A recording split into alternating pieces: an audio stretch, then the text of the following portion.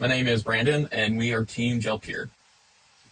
As a reminder, we're a team developing solutions for the removal of PFAS from drinking water, and Moni and I are grad students here in the Polymer Engineering program at the University of Akron with our advisor, Dr. Jana, who's an expert of polymeric gels and porous materials. We also have the help of our industrial mentor, Dr. Carla McBain, who has prior experience in the scale of similar materials. So as I mentioned, we're developing polymeric materials with high capacity for absorption.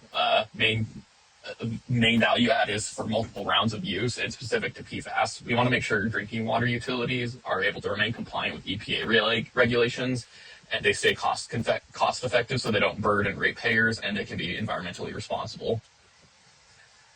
So the main competing technologies that we've are competing with are activated carbon and ion exchange resins, and the most obvious need is obvious to remove PFAS down to the regulated levels. Ion exchange resins in our materials can really remove a variety of PFAS, but one concern of activated carbon is that as it continues to be, as other PFAS continue to be regulated, especially the shorter chains, activated carbon becomes less effective over time. And this would require utilities to purchase larger volumes of activated carbon. And so from our conversations, we've heard is that activated carbon and resins oftentimes end up incinerated, and there's concerns about the emissions, and therefore there's uncertainty about its continuation of allowing this process. And so we're proposing that we can regenerate the medium more effectively and on-site using solvents which are acceptable to utilities. Our first major accomplishment this last quarter was to unblock our testing pipeline by partnering with the College of Worcester just an hour south of us, who has been able to get results back to us in less than a week of turnaround time.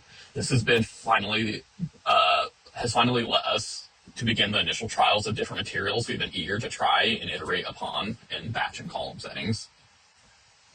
A second major accomplishment or going on of our startup has been exploring how we can better characterize or optimize the performance of our absorbents in a continuous column setting.